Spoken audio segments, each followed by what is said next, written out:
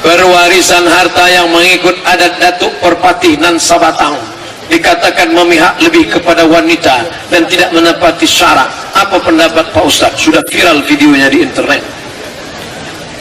Saya tanya kawan saya, orang Minangkabau, kamu merantau dari Minangkabau? Ya. Merantau ke Riau? Ya. Kamu bisnis? Ya. Meninggal dunia? Ya. Apakah hartamu ini hanya untuk anak perempuan saja? Tidak. Lalu anak saya yang laki-laki dapat, anak perempuan dapat. Laki-laki berapa? Laki-laki 2 kali bagian, perempuan 1. Oh, sama. Iya. Lalu kenapa katanya ada harta yang tak dibagi? Bukan harta pencarian, harta tinggi pusaka nenek mama. Sama macam wakaf keturunan, wakaf zuriat. Ini ada sawah 2 petak, nanti kuwakafkan untuk anak perempuan, tapi hanya untuk pakai. Tak boleh dijual, tak boleh diwariskan, tak boleh dihibahkan, tak boleh diwasiatkan. Nanti kalau meninggal dipakai setelahnya, pakai untuk menjaga supaya anak perempuan jangan sampai tak makan. Ya kalau dapat lakinya kaya, kalau susah. Jadi ternyata harta yang dibuat warisan itu bukan harta pencarian laki-laki, tapi harta warisan, harta wakaf keluarga. Maka sudah dibahas oleh Buya Hamka, dibahas oleh para ulama. Jadi yang tidak paham, bukan semua harta orang Minangkabau itu tidak boleh dibagi, tapi ada wasiat khusus yang disebut dengan wakaf zuriat keluarga, supaya anak perempuan, laki-laki tidak dapat, yang perempuan saja, supaya jangan sampai dia susah di masa akan datang. Kenapa aparat pemerintah kita sewaktu dilantik jabatan disumpah pakai Quran? Setelah bertugas banyak melakukan rasuah sehingga melupakan sumpah jabatan. Sebetulnya sumpah itu tidak perlu pakai Quran. Sumpah itu cukup wallahi, tallahi, billahi. Itu saja cukup. Tapi biar supaya sugesti, biar supaya terasa betul kutukannya, letakkan Quran itu di kepala. Nah, kau kalau macam-macam, itu makanya saya berjanji kalau sudah lulus PNS bersedia ditempatkan di seluruh lokasi negara kesatuan Republik Indonesia, bersedia ditempatkan walaupun disokok. Begitu ditempatkan langsung ngurus surat pindah. Cuma kan sumpah. Dia kan lulus itu karena supaya mau mencerdaskan umat yang ada di daerah pinggiran, tapi ternyata dia cuma mau SKPNS-nya saja. Maka kata Allah Ta'ala dalam Quran, wa may yaghlul, siapa yang curang, ya'ti bima ghalla yaumal qiyamah, dia akan membawa kecurangannya nanti hari kiamat. Siapa yang curang? Nanti di akhirat ada orang yang memikul kambing karena curang zakat kambing, ada yang memikul onta karena curang zakat onta. Jangan heran nanti di akhirat ada yang memikul kijang Innova plat merah karena curang. Ada yang memikul bakwan. Siapa itu? Dulu waktu sekolah makan 2 bayar 1. Segala kecurangan engkau akan dituntut. Ada pula yang memikul salah lawak. Sekecil apapun kecurangan engkau akan dituntut di hadapan Allah Subhanahu wa Ta'ala. Pak Ustaz, berdosa tak kita memarahi ibu? Alasannya ibu keluar rumah tak menggunakan hijab. Tak boleh nak. Mentang-mentang kau sudah pengajian, lalu kau panggil emakmu, mak sini, itu caranya. Wa in jahadaka ala an tusyrika bima laysa laka bihi ilmun, kalau emak bapakmu memaksamu untuk mempersekutukan aku, fala tuti'huma, jangan kau patuhi dia. Tapi untuk melawan tetap tak boleh. Wa sahibhuma fid dunya ma'rufa, tetaplah bergaul dengan jangan kalian yang menasihati dia. Datangi Pak Wan, datangi Pak Bupati, datangi Pak Wabub. Pak, bisa tak Bapak nasihati mak saya? Mak saya takut sama Bapak. Panggil Pak Bupati, Bu, sini. Ibu kenapa tak juga begitu? Iya Pak, insya Allah saya betul. Gitu. Jadi mulutnya, mulut mereka, pesannya dari kita. Jangan kita ngomong. Kita sebagai anak tidak pernah bersar di hadapan orang tua kita. Saya Abdul Somad LCMA, penceramah, tapi di depan mak saya, alah kamu udah kecil. Ibu tak pernah melihat anaknya itu besar, anak itu tetaplah anak kecil yang dulu dia gendong-gendong, maka pakai lidah orang lain. Cari tokoh-tokoh adat, tokoh lembaga adat Melayu, nenek mama, tokoh masyarakat. Datuk, bisa tak Datuk nasihati? Nenek, bisa tak nasihati emak saya belum berjilbab? Aku pun tak berjilbab juga. Bagaimanakah prosedur yang benar menurut agama Islam jika ada yang ingin mengadopsi anak? Mengadopsi anak baik, dijaga 3. Pertama, tidak boleh pakai bin bapak angkat. Yang kedua, kalau dia punya ibu angkat anak laki-laki atau anak perempuan punya bapak angkat, tetap menjaga aurat, tidak boleh berdua-duaan, tidak boleh membuka aurat. Yang ketiga, tidak boleh mendapat harta warisan, kalaupun mau dikasih tetap wasiat, tidak boleh lebih dari 1/3 harta. Kalau dilanggar yang 3 tadi, maka rusak adopsi menurut ajaran Islam. Apabila kredit barang termasuk riba, apabila mengkredit barang termasuk riba, misal kredit sepeda motor, ini bertanya itu apa? Uang dengan uang riba, pinjam 1 juta, bayar 1.100.000 riba, tapi uang dengan barang tidak riba. Cara mencari tulisannya mana Pak Ustaz? Buka Google, www.google.com, tulis situ Somad Morocco Credit, SOMADMOROCCO kredit, enter, dapat tulisan. Saya sudah tulis itu. Uang dengan uang riba, uang dengan barang tidak riba. Oleh sebab itu maka kalau ada ibu-ibu yang mengansurkan panci, mengansurkan jilbab, bayar cicilan sekian bulan, tapi akadnya uang dengan barang, maka tidak riba. Apa keutamaan sholat wanita di rumah atau di masjid, sedangkan masjid dekat dengan rumah? Di Masjid Nabawi ada pintu babun nisa, pintu perempuan. Kira-kira perempuan ada pintunya menunjukkan perempuan sholat di masjid apa di rumah? Di masjid. Untuk apa pintunya ada orangnya? Tak ada. Nabi kalau meluruskan shaf, apa kata Nabi? Sebaik-baik shaf laki-laki di depan, sebaik-baik shaf perempuan di belakang. Artinya apa? Bahwa perempuan ada di masjid. Seandainya perempuan tak ada di masjid, pasti kata Nabi, sebaik-baik shaf laki-laki di depan, yang perempuan pergi balik rumah. Itu menunjukkan perempuan ada di masjid. Tapi katanya Pak Ustaz, perempuan lebih baik di kamar, lebih baik dalam rumah, lebih baik dalam tempat sempit. Kalau terjadi fitnah di Palestina, tak boleh perempuan sholat di masjid, takut ditangkap tentara Israel.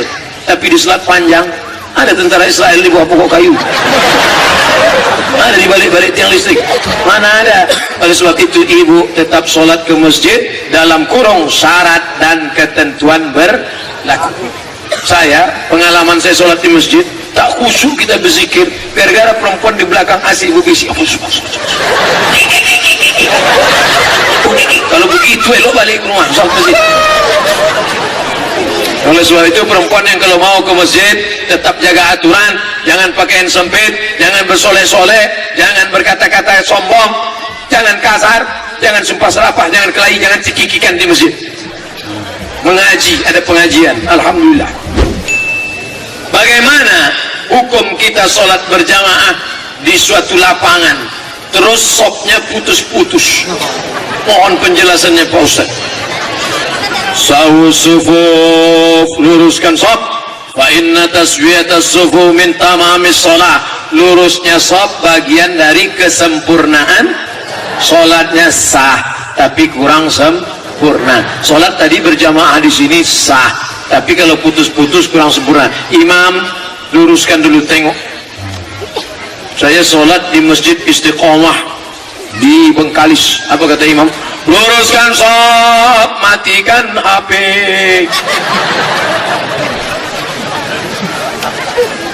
Ada pula di masjid lain, luruskan shaf, angkat kaki celana. Ada pula di masjid di Dumai lain lagi, luruskan shaf, simpan batu cincin. Saya tanya, Pak Imam, Kenapa lain ini? Iya Pak Ustaz, waktu cincin ini buat orang tak khusyuk. Waktu tasyahud tengok. Sepeda deh. Tapi tiga-tiganya sepakat bahwa luruskan sop. Cara meluruskan sop itu Pak Ustaz, ujung kaki di ujung tumit, ujung kaki di ujung sop, kiblatnya ke sana. Ini ujung sajadah tumit. Tumitnya yang rata. Takut pula terlentang. Tumit. Jadi yang rata itu tumitnya. Adapun ujung kakinya ya tergantung kaki masing-masing kan. Kalau kakinya panjang, kalau pendek. Mangkibun bimangkibin, bahu rapat dengan bahu, bahu bersentuh dengan bahu, Saya kalau bahu saya disentuh orang saya tak. Cuman kalau kaki kadang disentuh geli kita. Jadi kalau ada kawan kita senggol kakinya sekali dia geser, jangan disenggol lagi. Nanti asik ngurus kaki. Dia khawatirnya dia preman baru tobat. Begitu kan dipijakannya. Bertinju kita di masjid. Kalau sampai kita bertinju di masjid, nanti yang ketawa yang tak ke masjid. Kenapa orang itu bertinju di masjid? Gara-gara kaki. Untung kita tak ke masjid. Lepak pala 6. Nah, jadi bahu rapat dengan bahu, kaki rapat-rapat sedikit lah. Kalau dia risau antara tempel. Setelah itu barulah imam angkat takbiratul ihram. Allahu Akbar. Pak Ustaz, saya mau bertanya, apakah mabrur haji orang kalau hasil naik haji dari uang korupsi? Labbaik Allahumma labbaik, labbaik Allahumma labbaik, labbaik Allahumma labbaik. Apa kata malaikat? La labbaik wala sa'daik. Kau tak dapat haji mabrur, zaduka haram, karena kau berangkat dengan uang haram. Tak dapat haji mabrur. Haji mabrur itu apa sifatnya Pak Ustaz? Haji mabrur ada perubahan. Dulu orangnya pelit, setelah haji dermawan. Dulu jilbabnya pendek, setelah haji panjang. Yang tak ada perubahan, tak mabrur. Pak Haji itu Pak Ustaz, dulu sebelum haji bercelana pendek, sekarang tak bercelana sama sekali. Nah, itu haji mabrur. Ini tak ada tulisan, kosong aja. Dia mau ngetes pakai ilmu ma'rifat. Udah putus belum kaji Ustaz Somad. Apa hukum suami menyembunyikan uang gajinya? Kadang memberi istri sikit, padahal gajinya besar. Berapa tadi hak ibu? Ingat, berapa hak ibu tadi? Makan, pakai, tempat tinggal, pendidikan, perhatian. Kalau kurang, maka laki-laki ini dituntut di hadapan Allah Subhanahu wa ta'ala. Hai laki-laki yang gajinya banyak tapi mengasihi bini sikit, maka ingat 5 ini mesti kau tunaikan. Alhamdulillah Ustaz Somad, dulu selama ini abang itu cuma 100.000 dah dikasihnya. Setelah mendengar ceramah Ustaz tadi malam, bertambah berapa? 110. Tambahlah. Nabi sedang duduk, Nabi duduk-duduk di bukit Sofa, datang seorang perempuan namanya Hindun. Apa kata dia? Ya Rasulullah, inna Aba Sufyan rajulun sahih. Suamiku itu orangnya pelit. Boleh tak aku ambil duitnya untuk makan anak-anakku? Kata Nabi, ambillah. Itu dalil boleh mengambil duit laki yang pelit. Tapi kalau kurang, kalau udah cukup jangan ambil lagi. Saya tak tanggung jawab. Nanti dia ambilnya semua. Pas ditanya kenapa kau ambil, kata Ustaz Somad tadi malam. Misalnya standar di sini sebulan 3 juta, laki cuman mengasih 1 juta, maka ibu boleh ambil 2 lagi. Kenapa? Karena itu keperluan. Begitu dalam riwayat tentang Hindun mengadu Abu Sufyan rajulun syahih, pelit. Nama saya XXX, tak boleh sebut nama, menjaga kode etik jurnalistik. Bagaimana hukum orang sudah meninggal kurban? Mana bisa? Dia sudah meninggal, cuma dia bangkit mendaftar. Oh, pertanyaannya belum selesai. Boleh apa tidak? Ini 2,5 juta untuk kurban saya. Ini 2,5 juta untuk almarhumah emak saya. Boleh. Mana dalilnya? Mana dalilnya? Nabi memotong. Allahumma hadza an Muhammad wa ali Muhammad. Ini kupotong untuk Muhammad, untuk keluarga Muhammad. Waktu itu Khadijah sudah meninggal dunia. Oleh sebab itu berkurban untuk orang meninggal dunia, baik bakti kita kepada ayah kita, emak kita, anak kita, bapak kita, maka boleh berkurban untuk orang meninggal dunia. Yang belum daftar ragu-ragu silakan. Kami sebagai bidan desa menjalankan tugas sehari-hari sering diterpa dilema. Nah, jangan lanjutkan lagi, sedih kan? Misal seorang keluarga mengadopsi anak, minta kami membuatkan surat keterangan lahir atas nama orang tua angkatnya. Mau dibuatkan takut salah dosa, tak dibuatkan serasa segan dengan keluarga. Bak kata pepatah macam makan buah. Ini bertanya apa curhat? Dimakan mati emak, tak dimakan mati anak. Itu lagu dangdut tuh. Apa hukum dalam Islam membuat surat keterangan lahir? Man ghasyana falaysa minna. Siapa yang menipu maka bukan umat Muhammad sallallahu alaihi wasallam.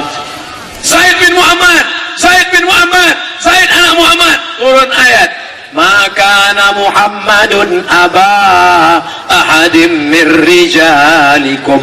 Muhammad bukan bapak kamu. Muhammad adalah nabi, tidak boleh memakaikan bin kepada yang bukan bapaknya. Maka yang pernah melakukan itu taubat nasuha, mohon ampun pada Allah. Yang akan datang jangan buat lagi. Jangan tak enak, enak tak enak, enak tak enak. Berapa lama engkau enak tak enak? Di akhirat nanti merasakan azabnya, na'udzubillah. Apakah wanita wajib menggunakan cadar? Sudah ada yang menjawab. Lebih 20 hadis tentang perempuan bercadar. Kalau ada perempuan bercadar boleh, tapi mewajibkan cadar tidak. Saya jalan tengah, yang bercadar bagus, yang tak bercadar tak apa-apa. Karena ada kelompok mengatakan cadar wajib. Saya jalan tengah, yang mau bercadar silakan, yang tak bercadar tak apa-apa. Yang tak mau bercadar jangan cedek, jangan ejek, jangan caci, jangan sumpah serapah yang bercadar.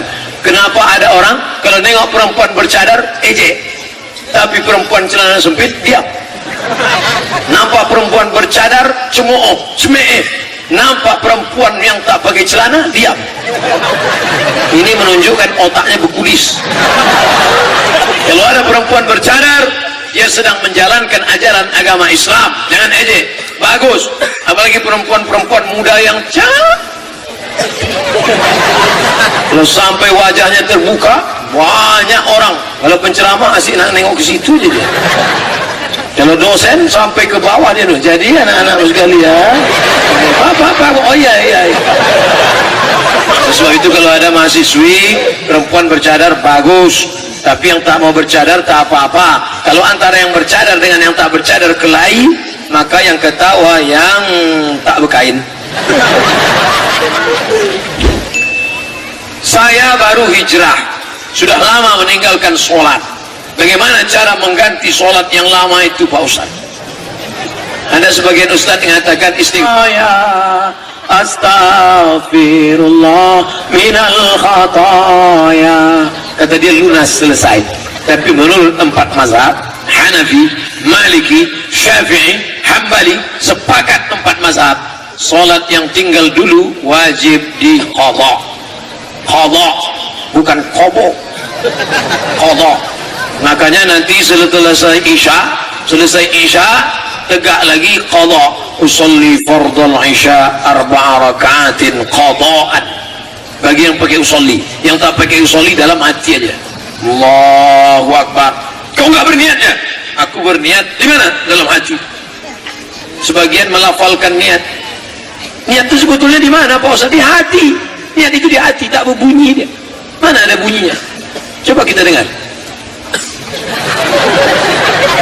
Tak bunyi kan? Allahu Akbar. Tak berbunyi niat. Kenapa ada sebagian orang membunyikan niat? Karena hatinya was-was. Karena kalau tidak gitu dia sholat Allahu Akbar. Ini sholat zuhur apa sholat asar? 3 rakaat atau 4 rakaat? Jadi imam mau menjadi makmum. Usolli fardal Isya. Berapa rakaat? 4 rakaat. Ada apa qadha? Qadhaan. Jadi imam apa makmum? Makmuman lillahi ta'ala. Jadi usolli itu untuk menguatkan hati. Bagi yang hatinya sudah kuat, dia sholat saja Allahu Akbar. maka sholat yang lama-lama mesti diganti. Bagaimana cara gantinya Pak Ustaz? Habis zuhur, qadha zuhur 4. Habis subuh, qadha. Tapi jangan di masjid, nanti ketahuan. Kebisi orang, kenapa? Pak, mau bayar hutang. Banyak hutang. Bertobat. Mana dalilnya Pak Ustaz? Dalilnya panjang. Yang mau dalilnya cari di internet. Qadha sholat Ustadz Sarwat. Ustadz Sarwat, Ustadz di Jakarta, dari Libya, Saudi Arabia, membahas tentang dalil qadha sholat. Qadha sholat Ustadz Sarwat, enter, dapat dalil-dalil. Pak Ustadz, apa hukum makai uang bank dengan jaminan BPKB ataupun surat tanah? Riba.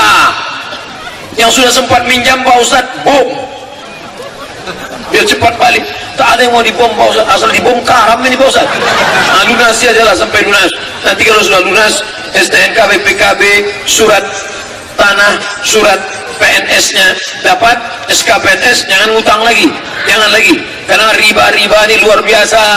Riba, na'udzubillah. Suami istri jika sudah bercerai, bagaimana hukumnya Pak Ustadz? Ya cerailah. Jika anak ikut istri tapi ayah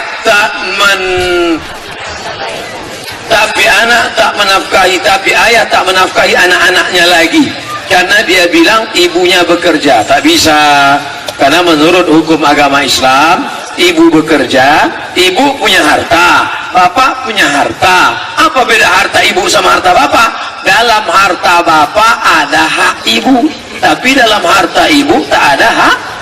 Oh, banyak ibu menjawab kan? Ibu punya harta, punya kebun, punya sawit, punya kelapa, bapak juga punya. Nikah, apa bedanya? Dalam harta bapak ada hak ibu belanja, tapi dalam harta ibu tak ada hak bapak. Jelas?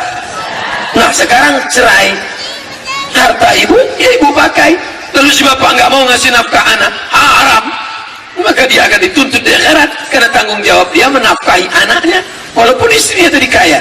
Tapi kalau jandanya itu mengatakan, bang, aku tahu kau susah melarat, mau mampus sudah, maka duit banyak, aku pun kasihan nengok kau, pergilah sana. Itu beda, dia sudah ikhlas memberi. Tapi kalau tidak, maka engkau akan dituntut di hadapan Allah Subhanahu wa Ta'ala karena menyanyiakan nafkah anak. Kasih dia nafkah. Udah mendekat kota ini kemari. Saya langsung nampak cemas jantung saya.